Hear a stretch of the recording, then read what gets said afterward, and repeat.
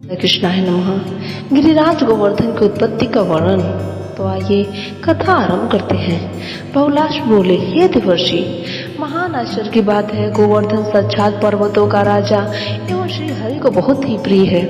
उनके समान दूसरा तीर्थ न तो इस भूतल पर है और न स्वर्ग में ही। हे महामते, आप साक्षात श्री हरि के हृदय हैं, अतः अब यह बताइए कि यह गिरिराज श्री कृष्ण के वक्षस्थल से कब प्रकट हुआ। श्री नारद जी ने कहा, राजन, हे महामती, गोलोक के प्राकट का वृत्तांत सुनो। यह श्री हरि की आदि लीला से संबंध है और मनुष्यों को धर्म, अर्थ, काम तथा मोक्ष चारों पुरुषार्थ प्रदान करने वाला है। प्रकृति से परे विद्यमान साक्षात परिपूर्णतम भगवान श्री कृष्ण सर्व समर्थ निर्गुण पुरुष एवं अनादि आत्मा का तेज अंतर्मुखी है। वे स्वयं प्रकाश प्रभु निरंतर रमणशील है, जिन पर धमाभिमानी गणनाशील देवताओं का ईश्वर काल भी शासन करने में समर्थ नहीं है। राजन, माया भी जिन पर अपना प्रभाव नहीं डाल सकती, उन पर महतत्व और सात्विक गुणों का वश तो चल ही कैसे सकता है। हे राजन, उनमें कभी मत, चित्त, बुद्धि और अहंकार का भी प्रवेश नहीं होता। उन्होंने अपने संकल्प से अपने ही स्वरूप में साकार ब्रह्म को व्यक्त किया।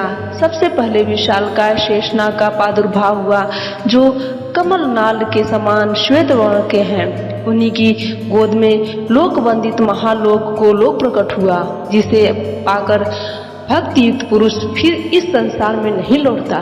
फिर असंख्य ब्रह्मांडों के अधिपति गोलोकनाथ भगवान श्री कृष्ण के चरणारविंद से त्रिपथ गंगा प्रकट हुई। हे नरेश्वर, तत्पश्चात श्री कृष्ण के बाएं कंधे से सरिताओं में श्रेष्ठ यमुना जी का प्रादुर्भाव हुआ, जो श्रृंगार कुसुमों से उसी प्रकार सुशोभित हुई जैसे छपी हुई पगड़ी के वस्त्र की शोभा होती है। तदंतर भगवान श्री हरि के दोनों गुल्फों यानी टखनों का या घुटनियों से हेमंतों से युक्त दिव्य रास मंडल और नाना प्रकार के श्रृंगार साधनों के समूह का प्रादुर्भाव हुआ। इसके बाद महात्मा श्री कृष्ण के दोनों पिंडलियों से निकुंज प्रकट हुआ, जो सभा भवनों, आंगनों, गलियों और मंडपों से घिरा हुआ है।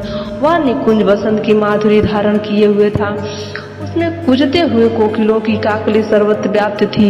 मोर, भ्रमर तथा विविध सरोवरों से भी वह परशोभित एवं परिसेवित दिखाई देता था। हे राजन, श्री भगवान के दोनों घुटनों से संपूर्ण वनों की में उत्तम श्री वृंदावन का आविर्भाव हुआ। साथ ही उन साक्षात परमात्मा की दोनों जांघों से लीला सरोवर प्रकट हुआ।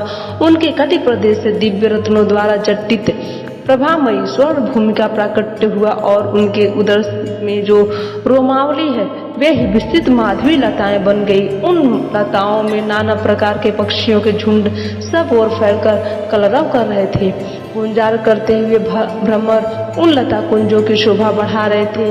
वे लताएं सुंदर फूलों और फलों के भार से इस प्रकार झुकी हुई थी, जैसे उत्तम कुल की कन्याएं लज्जा और विनय के भाव से नतमस्तक रहा करती हैं। भगवान के नाभि कमल से सहस्त्र कमल प्रकट हुए, जो हर लोक के सरोवर में इधर उधर सुशोभित हो रहे थे। भगवान के त्रिवली प्रांत से मंदगामी और अत्यंत शीतल समीर प्रकट हुआ और उनके गले की हंसुली से मथुरा तथा द्वारका इन दो पुरियों का प्रादुर्भाव हुआ। श्री हरि की दोनों भुजाओं से श्री दामा आदि 8 पार्षद उत्पन्न हुए। कलाइयों से नंद और कार भाग से उपनंद प्रकट हुए। श्री कृष्ण की भुजाओं से मूल भागों से समस्त विश्वभानुओं का प्रादुर्भाव हुआ। हे नरेश्वर, समस्त गोपगण श्री कृष्ण के रोम से उत्पन्न हुए हैं। श्री कृष्ण के मन से गौ तथा धनुर्धर वृषभों का प्रकट हुआ। हे मैथिलीश्वर, उनकी बुद्धि से घास और झाड़ियां प्रकट हुई। भगवान के बाएं कंधे से एक परम कांतिमान और गौर तेज प्रकट हुआ, जिससे लीला श्री भूदेवी, विरजा तथा अनन्या हरिप्रियाएं आविर्भूत हुई। भगवान के प्रियतमा जो श्री राधा है उन्हीं को दूसरे लोग लीलावती या लीला के नाम से जानते हैं। श्री राधा की दोनों भुजाओं से विशाखा और ललिता इन दो सखियों का आविर्भाव हुआ। नरेश्वर दूसरी जो सहचरी गोपियां हैं वे सब राधा के रोम से प्रकट हुई हैं। इस प्रकार मधुसूदन ने गोलोक की रचना की है। राजन, इस तरह अपने संपूर्ण लोक की रचना करके असंख्य ब्रह्मांडों के अधिपति परात्पर परमात्मा परमेश्वर परिपूर्णतम देव श्री हरि तथा वहां श्री राधा के साथ सुशोभित हुए। उस गोलोक में एक दिन सुंदर रासमंडल में जहाँ बजते हुए नूपुरों का मधुर शब्द गूंज रहा था, जहाँ का आंगन सुंदर छत्र में लगी हुई मुक्ता फली की लड़ियों से अमृत की वर्षा होती रहने के कारण रस की बड़ी बड़ी बूंदों से सुशोभित था। मालती के चदोवरों से स्वस्थ झरते हुए मकरंद और गंध से सरस एवं सुवासित था, जहाँ मृदंग ताल ध्वनि और वंशीनाद सब और व्याप्त था, जो मधुकर कंठ से गाए गए गीत आदि के कारण परम मनोहर प्रतीत होता था तथा सुंदरियों के रास रस से परिपूर्ण एवं परम मनोरम था। उनके मध्य भाग में स्थित कोटि मनोज हृदय वल्लभ से श्री राधा ने रसदान कुशल कटाक्ष पात्र करके गंभीर वाणी में कहा। श्री राधा बोली, हे जगदीश्वर, यदि आप रास में मेरे प्रेम से प्रसन्न हैं तो मैं आपके सामने अपने मन की प्रार्थना व्यक्त करना चाहती हूँ। श्री भगवान बोले, प्रिय हे बामुरु, तुम्हारे मन में जो इच्छा है मुझसे मांग लो। तुम्हारे प्रेम के कारण मैं तुम्हें अदेय वस्तु भी दे दूंगा। श्री राधा ने कहा, वृंदावन में यमुना के तट पर दिव्य निकुंज के पार्श्व भाग में आप रास रस के योग्य कोई एकांत एवं मनोरम स्थान प्रकट कीजिए। देव यही मेरी मनोरथ है। श्री नारद जी कहते हैं, राजन, तब तथास्तु कह के भगवान ने कांत लीला के योग स्थान का चिंतन करते हुए नेत्र कमलों द्वारा अपने हृदय की ओर देखा। उसी समय गोपी समुदाय के देखते देखते श्री कृष्ण के हृदय से अनुराग के मूर्तिमान अंकुर की भांति एक सघन तेज प्रकट हुआ। रास भूमि में गिरकर वह पर्वत के आकार में बढ़ गया। वह सारा का सारा दिव्य पर्वत रत्न धातु में था।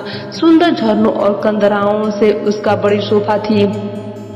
कदम, बकुल, अशोक आदि वृक्ष तथा लता जाल उसे और भी मनोहर बना रहे थे। मंदार और कुंद वृंद से संपन्न उस पर्वत पर भांति भांति के वृक्ष कलरव कर रहे थे। हे विदेहराज, एक ही क्षण में वह पर्वत 1,00,000 योजन विस्तृत और शेष की तरह 100 कोटि योजन लंबा हो गया। उसकी ऊंचाई 50 करोड़ योजन की हो गई। 50 कोटि योजन में फैला हुआ वह पर्वत सदा के लिए गजराज के समान स्थिति दिखाई देने लगा। हे मैथिली, उसके कोटि योजन विशाल सैकड़ों शिखर दीप्तमान होने लगे। उन शिखरों से गोवर्धन पर्वत उसी प्रकार सुशोभित हुआ मानो सुवर्ण में उन्नत कलशों से कोई ऊंचा महल शोभा पा रहा हो। कोई विद्वान उस गिरी को गोवर्धन और दूसरे लोग शतशृंग कहते हैं। इतना विशाल होने पर भी वह पर्वत मन से उक्त सा होकर बढ़ने लगा। इससे गोलोक भय से विवल हो गया और वहाँ सब लोग कोलाहल मच गया। यह देखकर श्री हरि उठे और अपने साक्षात हाथ से शीघ्र ही उसे ताड़ना दी और बोले, अरे प्रचंड रूप से बढ़ता क्यों जा रहा, संपूर्ण लोगों को आच्छादित करके स्थित हो गया। क्या ये लोग यहाँ निवास करना नहीं चाहता? योग आकर श्री हरि उसे शांत किया, उसका बढ़ना रोक दिया।